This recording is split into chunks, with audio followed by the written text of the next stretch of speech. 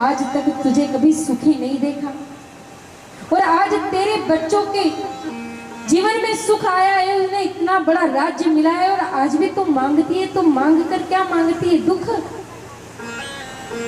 अरे ये दुख मैं तुझे नहीं दे सकता। माता कुंती कहती है, कन्हैया अरे ये दुख मेरी सबसे बड़ी संपत्ति है, सबसे बड़ा धन है मेरा। अरे जब जब हम पे दुख हुआ, जब जब हम पर कष्ट हुआ, जब जब हमें पीड़ा हुई, तू दौड़ा दौड़ा चला आया और जब आज हमें राजपाट मिल गया तो तू जाने की बात करता है। तू जाने की बात करता है और जब तू जाने की बात करता है ना तो ऐसा लगता है जैसे हमारे शरीर से प्राण चले जा रहे हैं। ये आत्मा भी हमारा साथ छोड़ रही है। आज माता कुंती के ऐसे कातर शब्द सुनकर कन्हैया जो जा रहे थे द्वारिका, उन्होंने अपनी यात्रा स्थगित कर दी। बोले अब नहीं जाना है,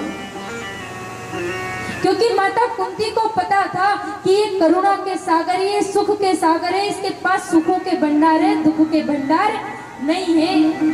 और जो कन्हैया के पास ना हो उसे मांगना चाहिए। अगर वो मांगोगे तो कन्हैया अपने आप को आपको सौंप देगा। मांगो तो वो मांगो जो कन्हैया के पास नहीं है।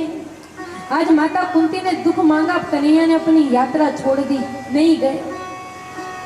आज जब रात्रि में नगर भ्रमण पर निकले थे तो युधिष्ठिर जी महाराज के कक्ष के सामने गए तो युधिष्ठिर जी महाराज रुदन कर रहे थे, रो रहे थे। रात्रि भर बैठकर कन्हैया ने उन्हें समझाया पर उन्हें समझ नहीं आया। तब पांचों पांडव और द्रौपदी को लेकर कन्हैया भीष्म पितामह के पास गए जो बाण की सैया पर लेटे हुए थे। भीष्म पितामह के पास गए, पांचों पांडव ने उन्हें प्रणाम किया, उन्हें देखकर मुस्कुराने लगे। भीष्म पितामह बाणों की सैया पर लेटे हुए थे और उनके शरीर में इतनी पीड़ा, इतना कष्ट हो रहा था जैसे मानो 1000 बिच्छू एक साथ डंक मारते हैं। और जो वेदना होती है, जो पीड़ा होती है, जो कष्ट होता है, उस प्रकार का कष्ट आज भीष्म पितामह को हो रहा है।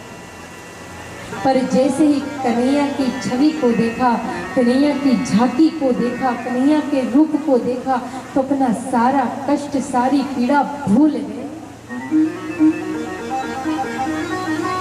आज कन्हैया ने भीष्म पितामह के मुख से पांचों पांडवों को उपदेश कराया कि राजाओं को राज्य कैसे करना चाहिए, अपनी प्रजा का पालन पोषण कैसे करना चाहिए, किस प्रकार अपनी प्रजा को खुश रखे, किस प्रकार उनके घर में अन्न धन के भंडार भरे रहे।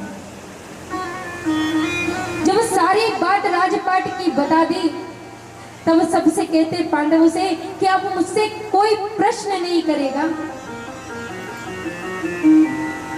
मुझसे कोई प्रश्न नहीं करेगा। अब तो मैं केवल और केवल कन्हैया से बात करना चाहता हूँ, कन्हैया को देखना चाहता हूँ। आज भीष्म पितामह कन्हैया से बात करते हैं कि कन्हैया, मुझे अपने 40 जन्मों का याद है कि मैंने कोई पाप कर्म नहीं किया है, फिर मुझे ये इतना कष्ट, ये बाणों की सैया क्यों मिली? तो भगवान श्री कृष्ण कहते हैं कि तुमने दुर्योधन का दूषित अन्न खाया था, तुमने दुर्योधन का साथ दिया, इसीलिए तुम्हें बाणों की सैया मिली। और तुमने कोई पाप अपने हाथों से नहीं किया, इसीलिए तुम्हारे अंत के समय में तुम्हारे सामने खड़ा हूं। इससे बड़ी और इससे अच्छी मृत्यु क्या होगी कि जब अंत समय हो, देहांत काले मुरली बजाते कन्हैया हमारे सामने खड़े हो और मंद मंद मुस्कुरा रहे हो। उस समय उस रूप का दर्शन करना हमारे लिए सबसे बड़ा सौभाग्य है, क्योंकि ये जीवन है और जीवन पर्यंत हम गोविंद का नाम नहीं लेते। और अंत में जब हम गोविंद का नाम लेने का प्रयास करते हैं कि हम भगवान का नाम ले लें, हम उस गोविंद का नाम लें, तो ये जो कंठ है, ये जो गला है, ये सूखी लकड़ी के समान हो जाता है। इसीलिए तो कहा गया है कि क्षण भंगुर जीवन की कलिका, कल होत प्रभात खिली ना खिली, रट ले हरि नाम अरि ओ रसना, फिर अंत समय तू हिली ना हिली। ये हमारा कार्य है कि हम भगवान का हर पल हर क्षण नाम ले। जैसे आज भीष्म पितामह बैठे हुए हैं बाण की शैया पर और कन्हैया मुरली बजा रहे हैं, इतनी सुंदर मुरली की वर्षा कर रहे हैं, इतनी सुंदर तान छेड़ी कि भीष्म पितामह का सारा दुख पल भर में क्षण भर में नष्ट हो गया। कन्हैया की बाकी सी अदा को, बाकी से रूप को देखकर भीष्म पितामह केवल इतनी सी बात कह रहे हैं कि इतना तो करना स्वामी। जब प्राण तन से निकले गोविंद नाम लेकर, तब प्राण तन से निकले। केवल यही प्रार्थना हम सभी को मिलकर गोविंद से करनी है। केवल भीष्म पितामह नहीं, हमारे मन में भी तो ये चाह है कि जब हमारा अंत समय हो, जब हमारी आखिरी श्वास हो, तो वो कन्हैया हमारे सामने खड़ा हो, वो कन्हैया हमारे पास हो। इतना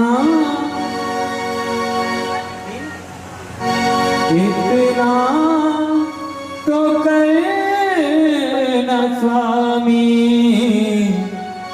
जब प्राण तन से निकले गोविंद नाम लेके, गोविंद नाम लेके, गोविंद नाम लेके, जब प्राण तन से निकले, इतना तो करना स्वामी, जब प्राण तन से निकले, इतना तो करना स्वामी, जब प्राण तन से निकले, गोविंद नाम लेके, गोविंद नाम लेके, गोविंद नाम लेके, जब प्राण तन से निकले, इतना तो करना स्वामी, जब प्राण तन से निकले। श्री राधे जय हो।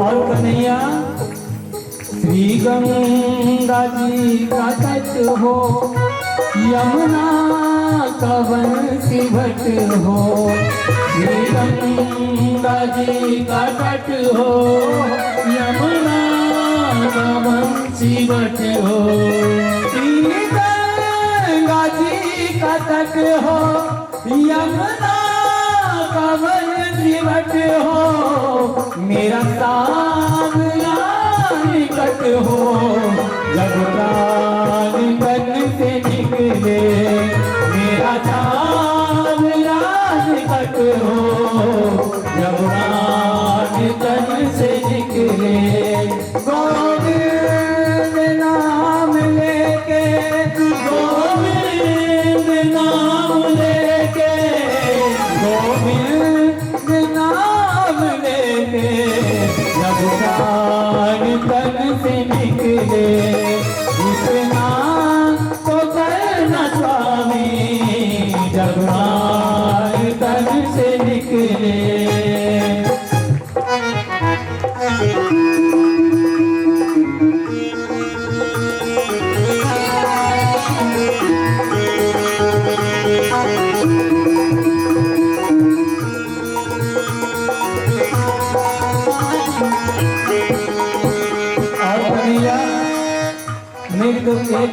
आस है तुझसे। क्या? जब कंठ प्राण आए कोई रोग ना सताए। भैया घर वाले लेकर फिरे इधर से उधर, बीमारी जटिल हो जाए तो घर वाले भी कहीं ना कहीं परेशान हो जाते हैं। कन्हैया जब कंठ प्राण आए कोई रोग ना सताए।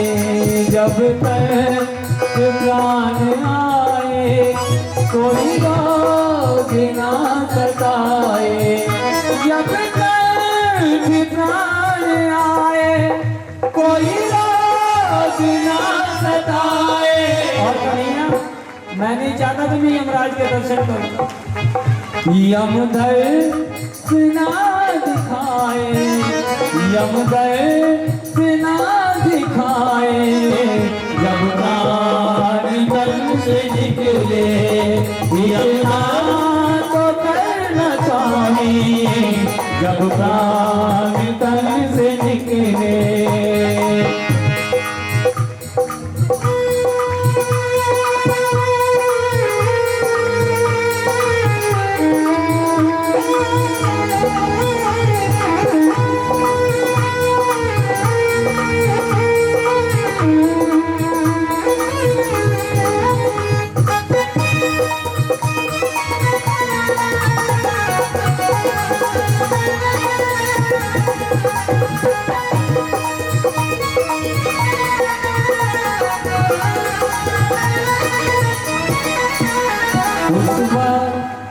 जल्दी आना नहीं देर तुम लगाना। उस बात जल्दी आना नहीं देर तुम लगाना। उस बात जल्दी आना नहीं देर तुम लगाना। और राधे राधे राधे को साथ लाना। जब प्राण तन से निकले राधे को साथ लाना। जब प्राण तन से निकले इतना तो करना स्वामी। जब प्राण तन से निकले। और कन्हैया एक भक्त की है अर्जी इसमें है क्या खुद गर्जी। एक भक्त की है अर्जी खुद की है गर्जी। एक भक्त की है अर्जी खुद की है गर्जी। आगे तुम्हारी मर्जी। जब प्राण तन से निकले आगे तुम्हारी मर्जी। जब प्राण तन से निकले इतना तो करना स्वामी। जब प्राण तन से निकले इतना तो करना स्वामी। जब प्राण। एक बार देखो आपको ताली बजानी पड़ेगी, मानना पड़ेगा। एक बार हाथ उठा के हरे गोविंद बोलो हरि गोपाल बोलो। गोविंद बोलो हरि गोपाल बोलो। हरे गोविंद बोलो हरि गोपाल बोलो। गोविंद बोलो हरि गोपाल बोलो। राधा रमन हरि गोविंद बोलो। राधा रमन हरि गोविंद बोलो। राधा रमन हरि गोविंद बोलो। राधा रमन हरि गोविंद बोलो।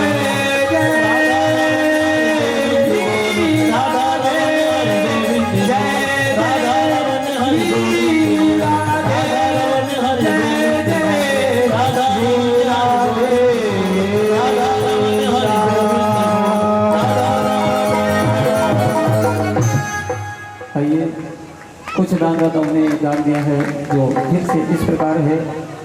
और 11 रुपये भास्कर सैनी जी फजलपुर से 21 रुपये, अजय फजलपुर से 21 रुपये, सिमरन जी फजलपुर से 21 रुपये, कुलदीप के बच्चे विशाल और रोहित फजलपुर से।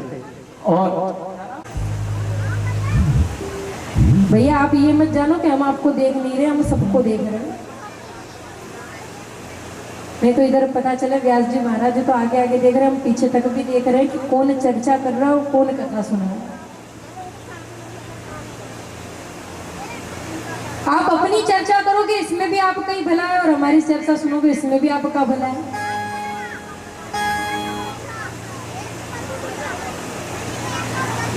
अगर आप अपनी बात करना चाहते हो तो आप हमें बता दो, तो हम भी यहाँ से वही बात कर लेंगे, क्योंकि जो जिस चीज में आनंद आता है वही चीज हमें करनी चाहिए ना। अगर आपको आनंद आपकी बात करने में आ रहा है तो हमें भी आनंद आएगा ना। अब जरूरी थोड़ी आनंद एक का ही हो, हमारा भी होना चाहिए। अच्छा, कथा में आनंद नहीं आ रहा, कथा से आगा गए हो, बोर हो गए, मोह तो नहीं लग रहा आ रहा है आनंद, मोह तो नहीं लग रहा। बार बार पूछना पड़े उसमें आनंद कहाँ, वो तो जबरन हाथ उठा दे, हाँ भैया आ रहे हो तो आ रहे हो।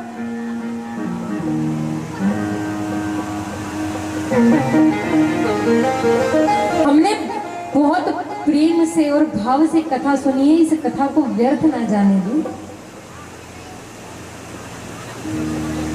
ये चर्चा करने के लिए अगर आप बोलोगे तो हम 5 बजे बाद यही चर्चा करेंगे। कथा विश्राम के बाद हम थोड़ी देर आप लोगों के बीच में बैठकर यही चर्चा करेंगे, पर जब तक कथा चल रही, कथा के समय पर कथा कर लेते हैं, फिर व्यथा करते रहेंगे, क्योंकि ये तो जीवन की व्यथा है भैया। दौड़ती चली जाएगी, दौड़ती चली जाएगी, आप उसके पीछे भागो या मत भागो, वो आपके पीछे जरूर भागे। आपको भागना इनके पीछे है, और अगर ये आपसे दूर भाग गए तो पकड़ में नहीं आएंगे। अभी आपके बीच में बैठे, अभी आपके पास में बैठे तो आप इनको पकड़ सकते हो, फिर अगर ये आपसे दूर चले जाएंगे तो फिर पकड़ में नहीं आएंगे। अरे भीष्म पितामह कितनी सुंदर स्तुति कर रहे हैं कि कन्हैया जब ये प्राण निकले तो तू मेरे सामने हो, तो इस इच्छा मृत्यु के वरदान का क्या करूंगा और जीकर क्या करूंगा, तेरी सुंदर सी छवि का, तेरे सुंदर से रूप का दर्शन कर लूं, यही मेरे लिए काफी है।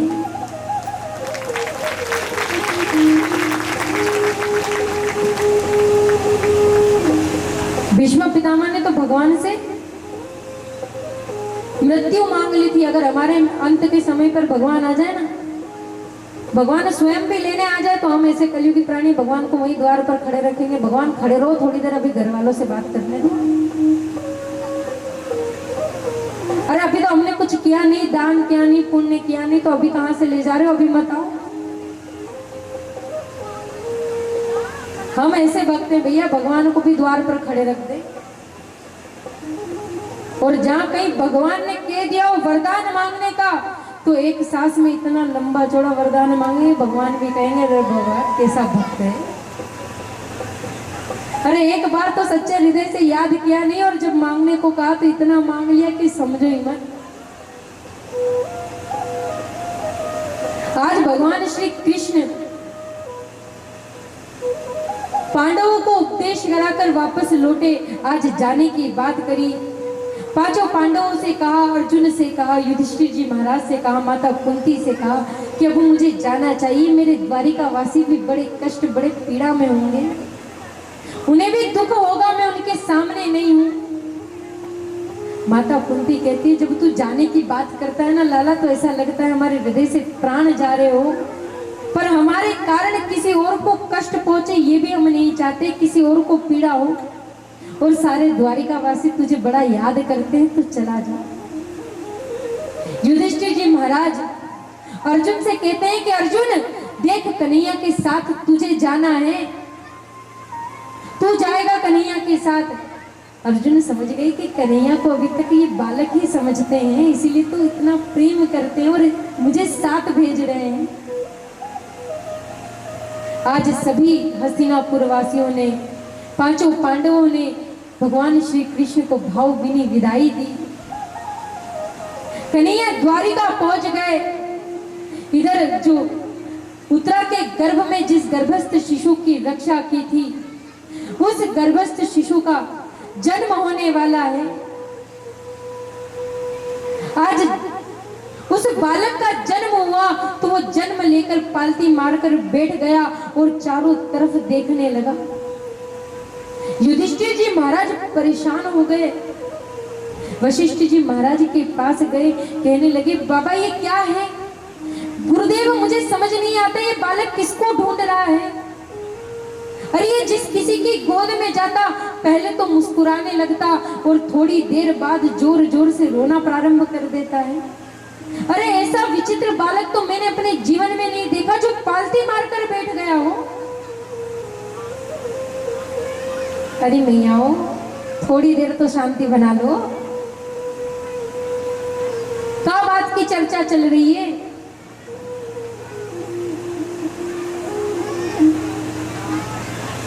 अच्छा जब तक अब आज आप नहीं बताओगे क्या बात की चर्चा चल रही है तो हम भी नहीं बताएंगे।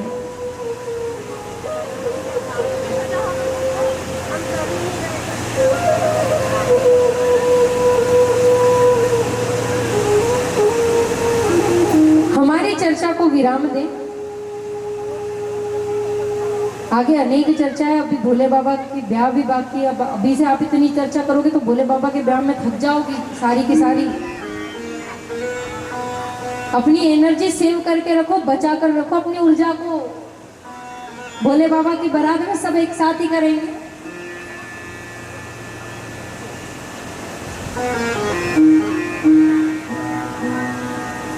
आज युधिष्ठिर जी महाराज उस बालक का नामकरण करते हैं।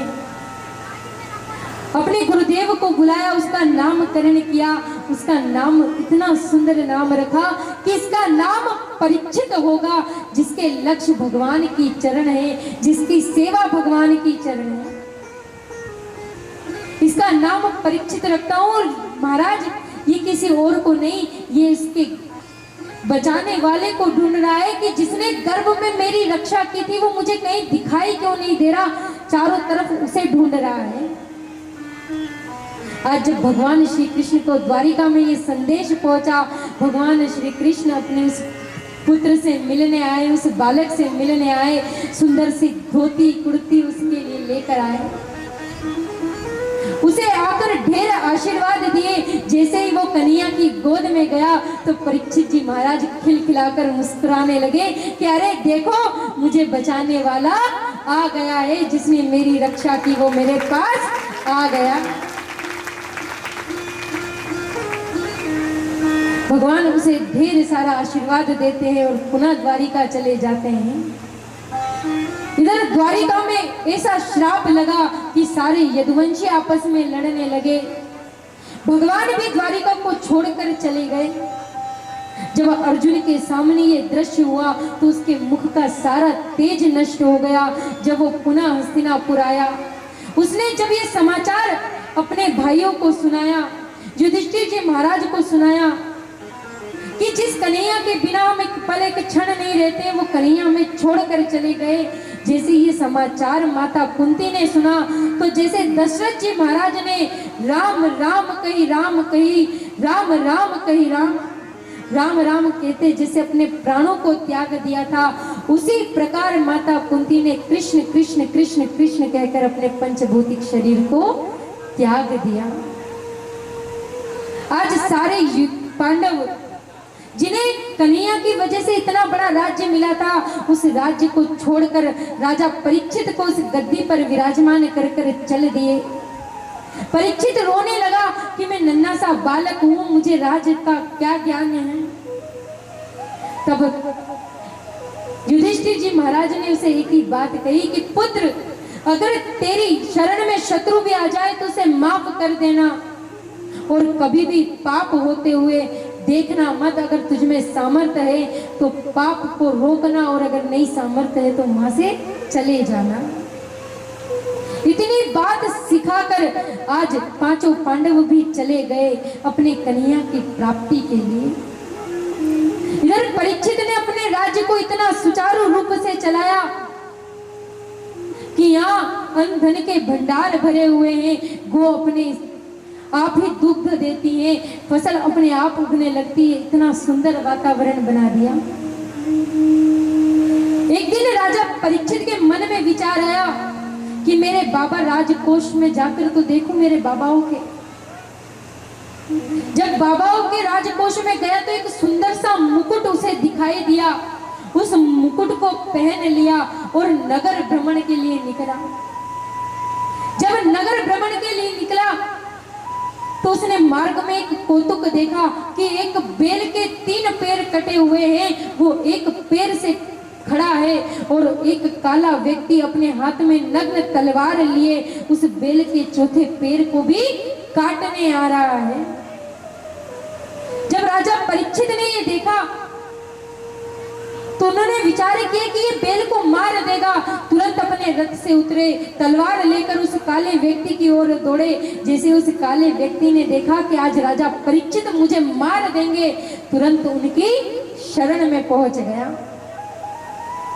तभी राजा परीक्षित को अपने बाबा की बात याद आई कि अगर शरण में शत्रु भी आ जाए तो उसे छोड़ देना चाहिए।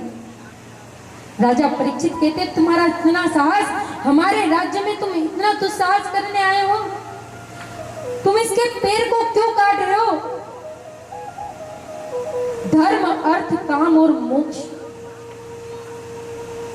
ये हमारे स्तंभ है, इस पे हम खड़े हैं। एक धर्म का पैर बचा था, उसे भी वो काटने आया था। आज कलयुग उनकी शरण में आ गया। तब राजा परीक्षित ने पूछा, तुम कौन हो, कहां से आए हो?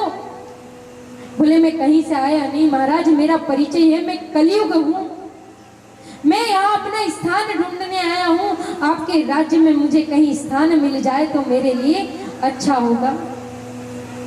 राजा परीक्षित ने जैसे उसके वेश को देखा तो उसे 4 जगह दे दी कि जहाँ मदिरा का पान होता हो, जहाँ जुआ खेला जाता हो, जहाँ चोरी होती हो, जहाँ कुसंगति हो, ऐसे 4 जगह तुम्हारा स्थान होगा।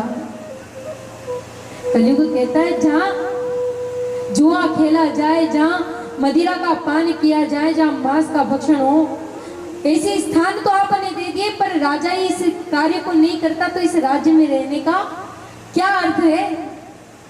कलयुग ने कहा, महाराज अरे आपने तो मुझे देखकर मेरे जैसे ही मुझे स्थान दे दिए, कोई अच्छा स्थान भी दो। तभी राजा परीक्षित के मुख से निकल गया कि जाओ, स्वर्ण में भी तुम्हारा वास होगा। जैसे ही राजा परीक्षित के मुख से निकला कि स्वर्ण में भी तुम्हारा वास होगा, कलयुग उनके मस्तिष्क से, उनके मुकुट से उनके मस्तिष्क में प्रवेश कर गया। कहने का तात्पर्य है कि गीता में भगवान कहते हैं कि हर आभूषण, हर वस्तु, हर चीज में मैं हूं। सोने में, चांदी में, स्वर्ण में, हीरे में, मोती में, सब में मेरा रूप है। पर वो रूप तब होगा जब वो धन सुनीति से कमाया गया हो, कुनीति से नहीं। आज राजा परीक्षित के मस्तिष्क में इसलिए प्रवेश कर गया कि जो मुकुट था वो भीमसेन जरासंध जी महाराज से जब युद्ध करने गए थे तो वहां से लेकर आए थे, जो आज राजा परीक्षित ने पहन लिया और कलयुग उनके मस्तिष्क पे प्रवेश कर गया। आज परीक्षित के मन में आया कि वो आखेट खेलेगा, उसे आखेट खेलना है, शिकार करना है। शिकार करने जब वन में गया तो उसे कोई जीव नहीं मिला। दिन भर भटकने लगा, प्यास के मारे तड़पने लगा तो श्रमिक मुनि के आश्रम पर गया। वहां जाकर पानी की जोर जोर से आवाज लगाई कि कोई जल पिला दो, कोई जल पिला दो, पर कोई वहां जल नहीं पिला रहा था। श्रमिक मुनि तपस्या में लीन थे, उन्हें तो पता भी नहीं कि राजा परीक्षित वहां पर आए हैं। राजा परीक्षित को ये देखकर बड़ा क्रोध आया, जिसने आज तक संतों का अपमान नहीं किया, जिसने आज तक किसी जीव की हत्या नहीं की, आज उस राजा परीक्षित ने उस ऋषि मुनि के गले में मृत सर्प डाल दिया और क्रोध में घर को चला गया। जब ये बात शिष्यों ने देखी तो शमीक मुनि के पुत्र श्रृंगी ऋषि को जाकर सारी बात बताई कि आज तुम्हारे पिताजी का इतना अपमान हुआ है। वो राजा परीक्षित आए थे जिन्होंने तुम्हारे पिताजी के गले में तक्षक सर्प मरा हुआ डाल दिया है। श्रृंगी ऋषि को बड़ा क्रोध आया, वो जल में स्नान कर रहे थे, उसी पल उसी क्षण उन्होंने हाथ में जल लिया और जोर से कहने लगे कि मैं शमीक मुनि का पुत्र श्रृंगी ऋषि उस राजा परीक्षित को आज से 7वें दिन मृत्यु का श्राप देता हूँ। जिस प्रकार उसने मेरे पिताजी का अपमान किया है, उनके गले में मरा हुआ सर्प डाला है, आज से 7वें दिन इसी तक्षक दंशन से उसकी मृत्यु हो जाएगी।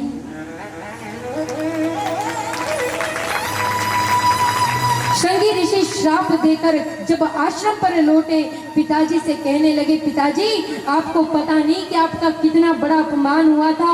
वो राजा आए और उन्होंने आपके गले में मृत सर्प डाल दिया।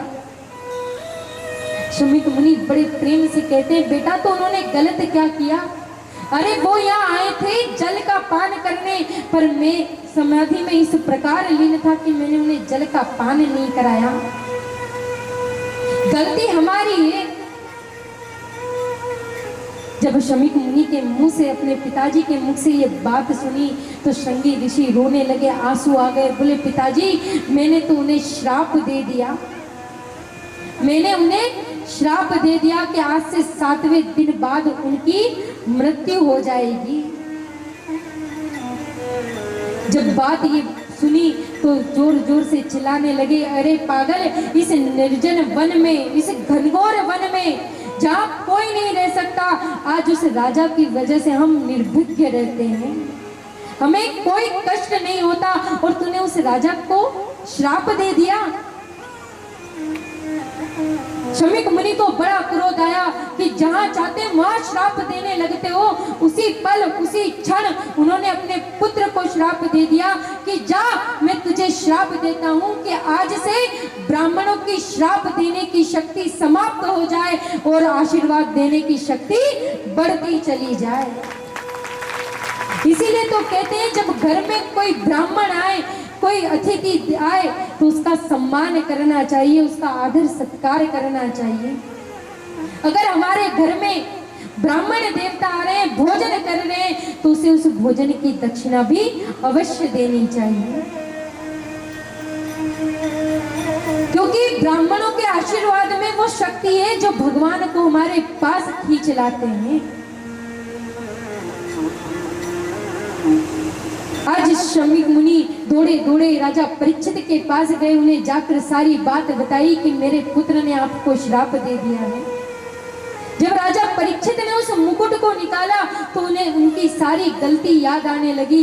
वो कहने लगे, अरे मैंने कैसा कार्य किया है, मैंने एक संत का अपराध कर दिया, एक संत को इतना बड़ा अपमान, अरे मुझे तो इसी पल इसी क्षण अपने प्राणों को त्याग देना चाहिए।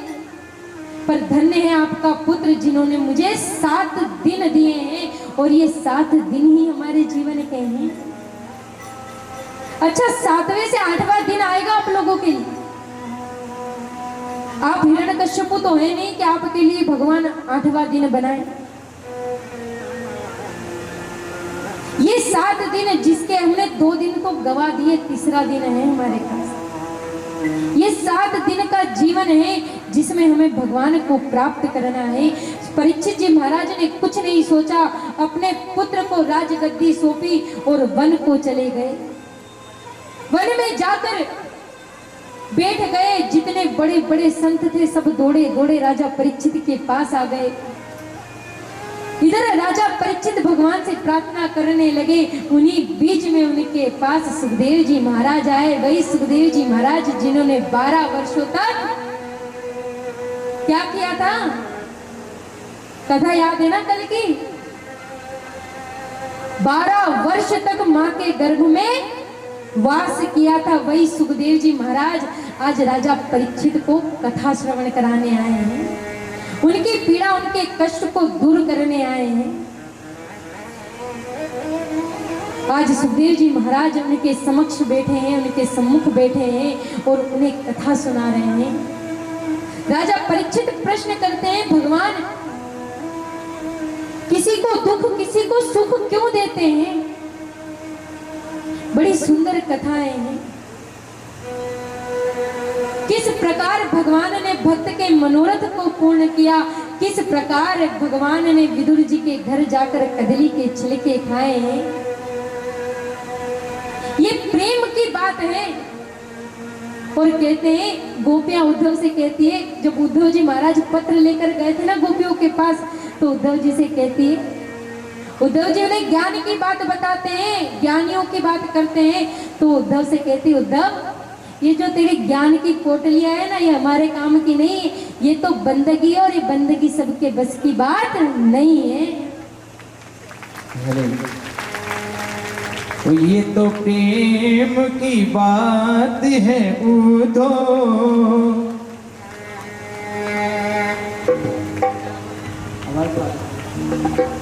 ये देखो तो प्रेम प्रेम से की तालियां हाथ ऊपर उठने बात है उधो, प्रेम करते हो तो मेरे कहने से नहीं उठाना, प्रेम करते हो बंदगी तेरे बस में नहीं है। आइए ऐसे नहीं, दोनों हाथ खोल करके और ताली के साथ सभी बोलेंगे, ओ ये तो प्रेम की बात है उधो, ये तो प्रेम की बात है उधो, बंदगी तेरे बस में नहीं है।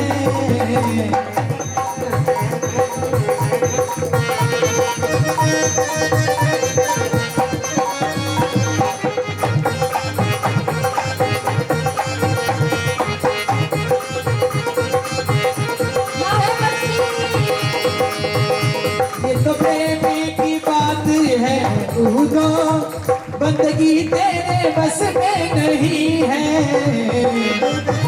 की बात है उधो, बंदगी तेरे बस में नहीं है।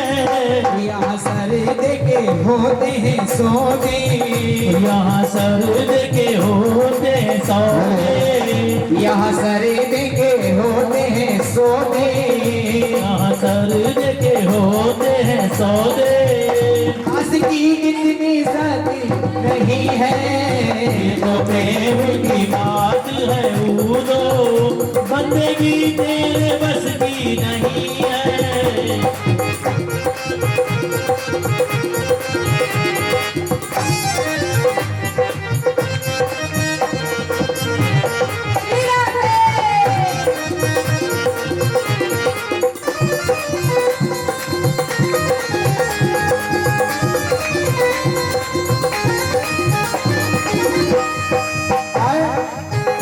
प्रेमी वालों ने कब भक्ति पूछा, उनकी पूजा में सुन ले तू दो।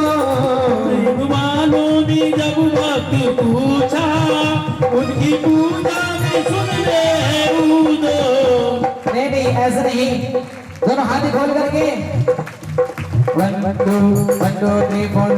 प्रेमी वालों ने कब भक्ति पूछा, उनकी पूजा में सुन ले तू दो। प्रेम वालों ने जब वक्त पूछा, उनकी पूजा में सुन ले उधो। यहाँ दम दम में होती है पूजा, यहाँ दम दम में होती है पूजा। सर झुकाने की फुर्सत, एक बार मैं बोलूंगा, एक बार सभी संगत बोलेगी, सर झुकाने की फुर्सत नहीं है। ये तो प्रेम की बात है उधो, बंदगी तेरे बस की नहीं है।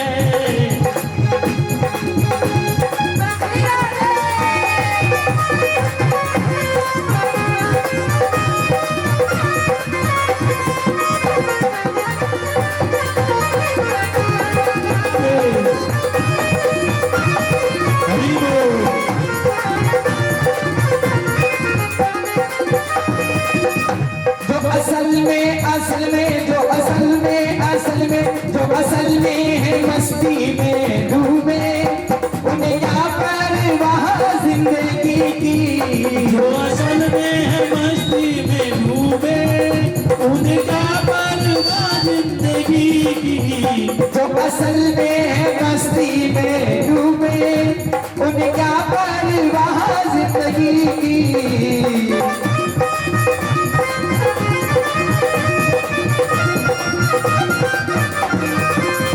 जब उतरती है चढ़ती है मस्ती, जो उतरती है चढ़ती है मस्ती, वो हकीकत में मस्ती नहीं है। देखो प्रेम की बात है कूदो, बंदगी तेरे बस की नहीं है। और मेरे श्याम बाबा जिसकी नजरों में है शाम प्यारे, वो तो रहते हैं जग से नियारे। जिसकी नजरों में है शाम प्यारे, सीनों वो में तो रहते हैं जग से नियारे। जिनकी नजरों में नजरों, जिनकी नजरों नजरों में, जिनकी नजरों में है शाम प्यारे, वो तो रहते हैं जग से नियारे। जिनकी नजरों में है शाम प्यारे, वो तो रहते हैं जग से नियारे। वो तो रहते हैं जग से नियारे। ये तो प्रेम की बात है कूदो,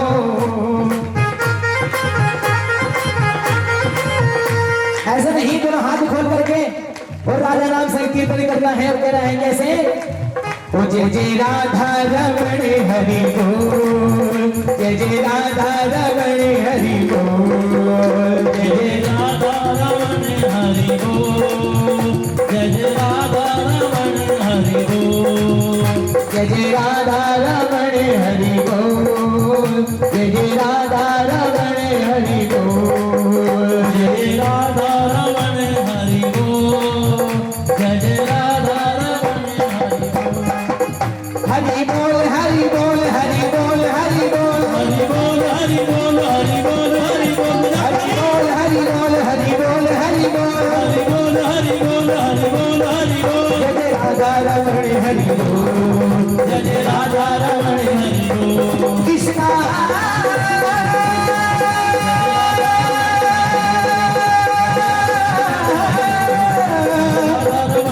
कृष्णा